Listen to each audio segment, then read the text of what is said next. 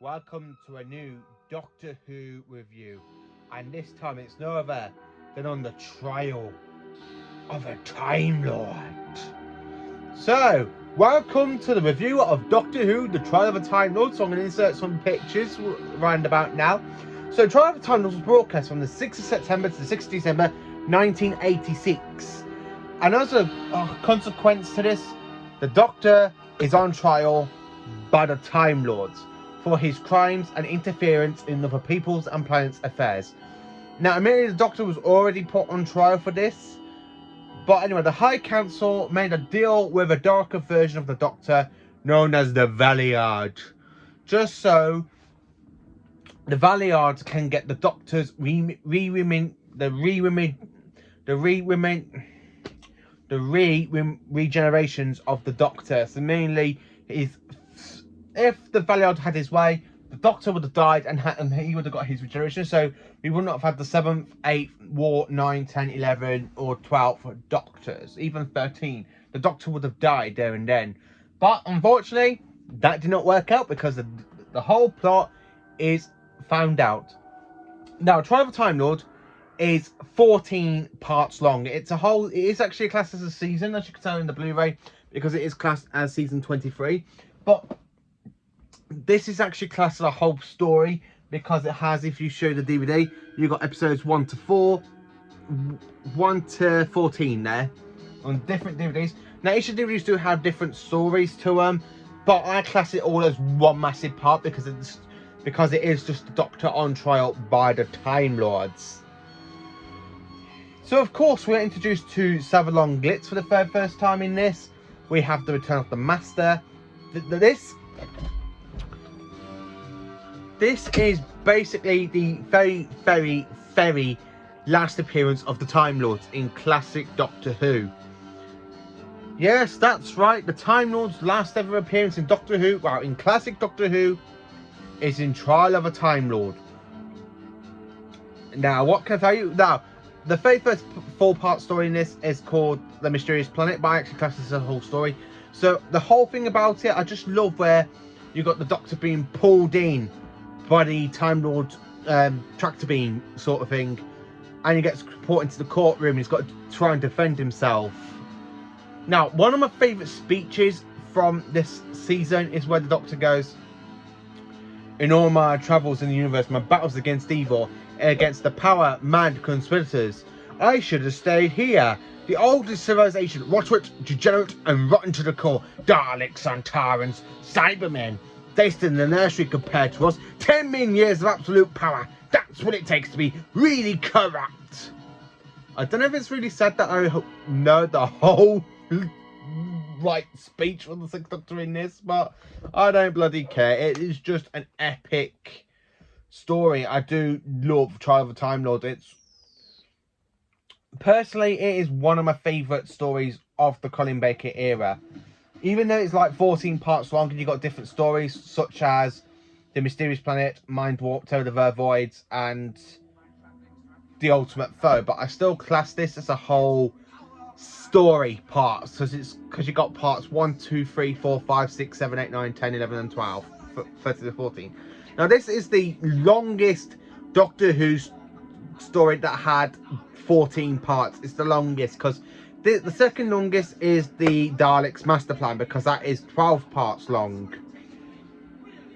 I just so love Trial of a Time Lord. It is just one of the best things about Colin Baker's run. The way you just see him stand up to the Time Lords in this, and the way he has to try and pick his own kind of way to redeem himself.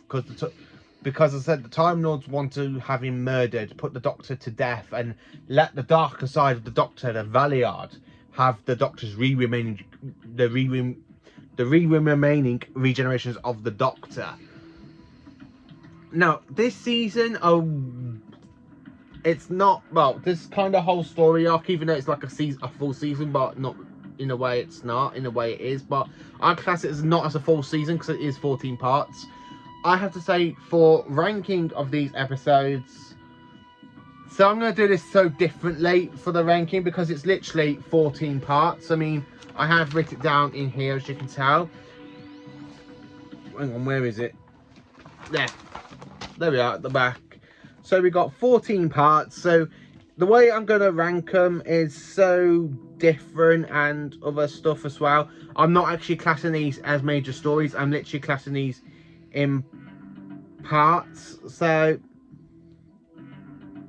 I just love Trial of the Time Lord. I can't find anything fault with it. Now, Trial of the Time Lord is basically the kind of last season for the Sixth Doctor and Perry, and it's also the first season to introduce Mal Brush, who's played by the wonderful Bonnie Langford. Perry's played by Nicola Bryant. Colin Baker is the Sixth Doctor. Nothing's changed between the Doctor and Perry, apart from their friendship has kind of grown a lot since Revelation of the Daleks. You see them on screen, but in Big Finish, their friendship does grow a lot more in Big Finish than it does for here. So the one thing I love about Trial of the Time Lord is the whole Time Lord speech of the Doctor. So for ranking these episodes, I had to put these in so much different places, because it is 14 parts long. I had to say what's the part I don't like, what's the parts I do like. So in 14th place, I've had to put part 9. Now, part 9 is part of Terror of the Vervoids. I believe it's the third part of Terror of the Vervoids. Oh no, sorry, it's the first part of Terror of the Vervoids. Now, I like it in the Blu-ray version, because in the Blu-ray version, it's done so much better. It skips all the boring court scenes in this.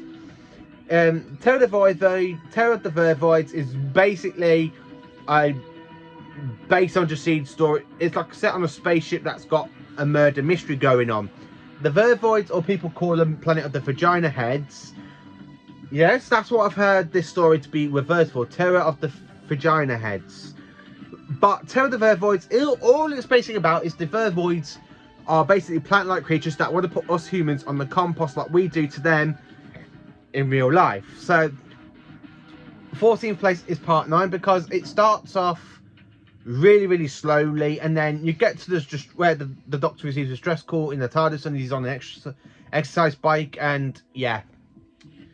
So 13, I've had to put part 14 in 13th place. So part 14 is the final part of this story arc, and yeah, okay, you've got the Doctor kind of doing what the Master says. Like, if the Master says jump, the Doctor goes how high, because the Doctor gets possessed by the Master to try and trick the Valeyard.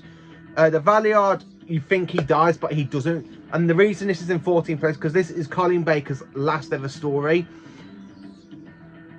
His final words is just carrot juice, carrot juice, carrot juice in the TV universe, and no. 12th place, I've had to put part 1. So for part 1, I love the whole lot of the TARDIS, like the whole special effects, like the model stuff where you got the TARDIS being pulled in and other stuff. I'm literally gonna grab an image of the TARDIS pulling in. It should be up round about now, hopefully. Can you see the image of the TARDIS being pulled in? I do love. That is the very, very one of the favourite scenes of Trial of the Time Lord. I do love it. Like there, you can see it on the DVD cover. Like, 11th place, I've had to put part 13, because I do like part 13. The only good thing about part 13 is the Doctor's speech, and when the Doctor goes to confront the Valeyard, he's literally just have all of these hands just drag him onto the ground. You are dead, Doctor. No!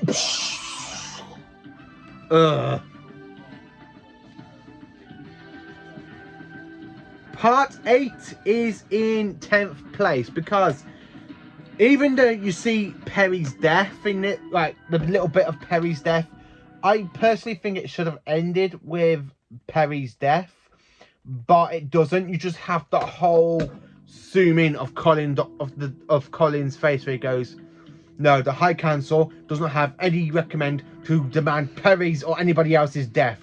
No, I was pulled out for another reason, and I have every intention of finding out why that is. And then you just go like that. And I think that's the weakest kind of cliffhanger. It should have ended with Perry's death.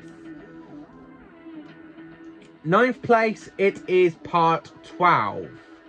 So part 12 is basically the final story of Terror of the Vervoids. Now, this one is a lot better than part 9 for it, which is the beginning, because after the end and after the Doctor destroys the Vervoids, the Time Lords will go, oh no, we were gonna have you for this, but no, we're gonna do you for genocide. And it literally just cliffhangers to the Doctor's Colin Baker's face, like. That's the trouble with Trial of Time Lord. When it comes to very, very good cliffhangers, it's not as good as other stuff for cliffhangers. I mean, most of these cliffhangers are just focusing on Colin Baker's face all the time. You literally have that little close-up goes like at the end of part 1. I don't know what to do.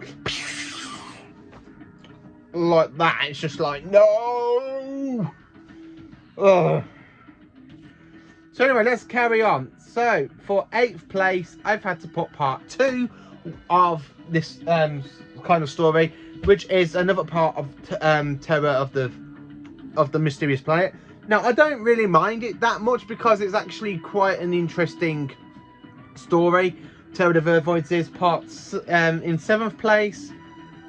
I've had to put part 3 because I love part 3 a lot more than part 2. We have got quite a lot of parts in this for 14 part story. It's just done really, really well. Some bits I don't like, some bits I do like, but I can't really say what bits. So in 6th place, I've had to put part 4. So that is mainly it for the very first part of the story now, because it's not as good for Mysteries of the Planet. I think it's the kind of weaker story for Trial of a Time Lord. Now we're coming into the rest of my top 5 episodes of Trial of a Time Lord. Now, I love Trial of a Time Lord. It is a fantastic season. So in 5th place, I have put part 10. Yes, that's right, part 10, because even though it's like the second episode of Terror of the Vervoids, I actually do love this one because it builds into it a lot more. Same with part 11, because I do love part 11 as well. Because I do really like part 11. Because that is like a very, very kind of interesting sort of story for Terror of the Vervoids, because that's where it gets a lot better. Especially when you have Mal screaming, going "Ah!" all the time. So my top 3 stories, we have part.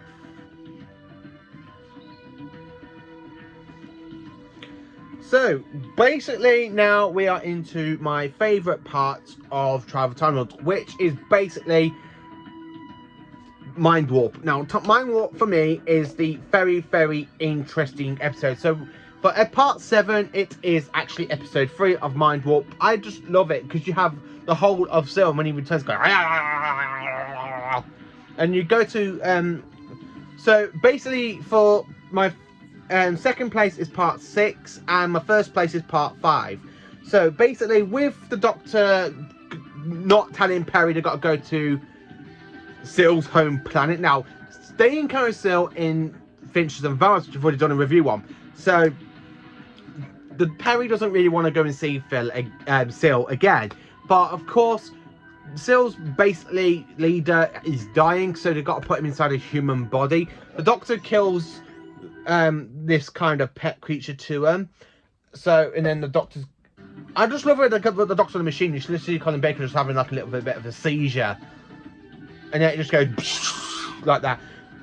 So that is mainly it for Trial of Time Lord. So in 14th place, it is part 9. 13th place, part 14. Part 1 in 12th. Part 11, part 13. 10th place, part 8. 9th place, part 12. Then part 2 for 8th place. Part 3 in 7th. Part 4 in 6th. Then part 10 for 5th. And then part 11. And then, of course, part 7, 6, and 5 are my top 3. So this is my review on Trial of a Time Lord. I do find it a bit ridiculous where almost the cliffhangers are literally focusing on Colin Baker's face. So anyway, let me know in the comments what you think of Trial of a Time Lord. Do you like it? Do you love it? Do you hate it in certain aspects? But I actually don't. So anyway, thank you for watching this video. Please do like, subscribe and share to my channel, and join me again later on today. Either I don't know what time yet. I will be doing another review on another classic Doctor Who story, and I can tell you which one it's going to be on, but I don't want to ruin the surprise for you. Thank you for watching. Have a fantastic day.